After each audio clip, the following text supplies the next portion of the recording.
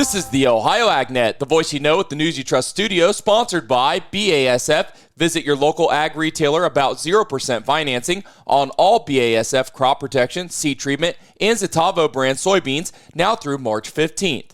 I'm Joe Everett. New in now at OhioAgNet.com. On this week's Ohio AgNet podcast, biofuels have always sat at the intersection of agriculture, energy, and innovation. A recent event in Northwest Ohio explored the future of biofuels. The Ohio Farm Bureau-sponsored Biofuels Summit featured researchers, retailers, and policymakers, and you will hear from some of them in this week's podcast. Also trending at OhioAgNet.com, the Ohio Beef Council and Ohio Cattlemen's Foundation, along with the Ohio State's Animal Science Department, will host the Beef 509 program February 27th and 28th in Columbus. This intensive hands-on program is designed to help cattle producers better understand the food side of the beef business and improve quality and profitability. Participants will evaluate live cattle, learn grid pricing, follow animals through harvest and grading, and take part in carcass cutting and beef quality sessions. Teams will track cattle from purchase to box beef with profits evaluated along the way. The program is limited to 30 participants. Cost is $175, and registration closes January 20th at ohiocattle.org. Looking at news making national headlines, the Federal Communications Commission has blacklisted all new foreign-made drones and components, citing national security concerns. The technology has been added to the FCC's covered list, preventing foreign drone manufacturers from getting approval to sell new models in the United States.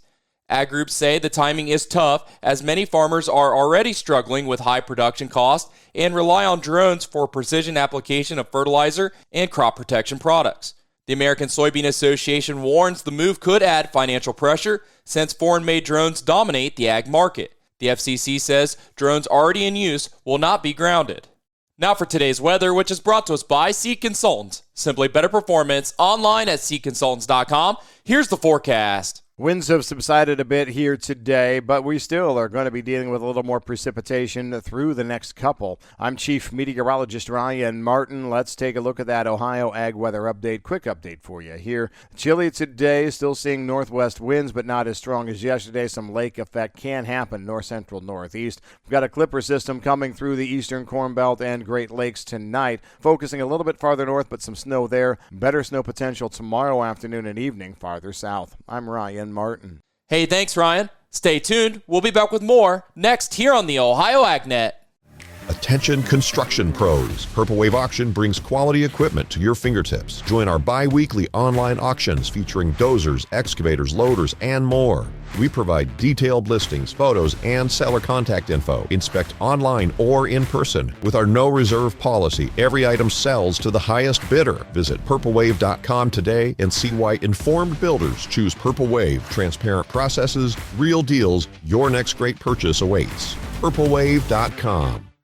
Well, Ag Secretary Brooke Rollins and chairs and ranking members of the House and Senate Agriculture Committees will all be featured speakers at the American Farm Bureau Convention.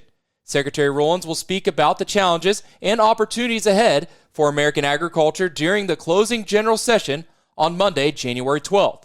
The chair of the Senate Ag Committee, John Bozeman, and ranking member Amy Klobuchar will be joined by the chair of the House Ag Committee, G.T. Thompson, and ranking member Angie Craig on a panel to discuss their vision for the future of U.S. agriculture and their plans for 2026. The Farm Bureau's 107th annual convention is on January 9th through the 14th in Anaheim, California. Now let's see what's driving today's markets. Here's Ryan Metzger with Lice Mercantile.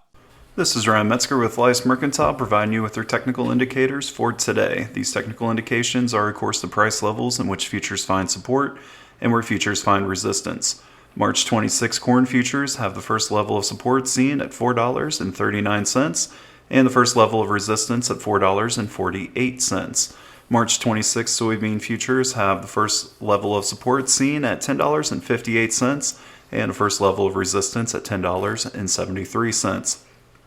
New crop July 26 Chicago wheat has the first level of support seen at $5.34 and the first level of resistance at $5.42. Please visit our website at licemercantile.com to learn more about our crop insurance, grain marketing program, and brokerage services.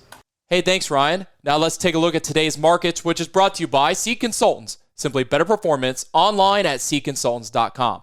March corn's trading down 1.5 to 4.40 3/4. May corn 4.48 3/4, down 2 cents. As we turn to soybeans, January 10.47 3/4, down 1 3/4. March soybeans 10.61 3/4, down 1 3/4. And July wheat 5.35 1/4, down 2 cents. As we turn to livestock, December live cattle 230.37, up $1.47.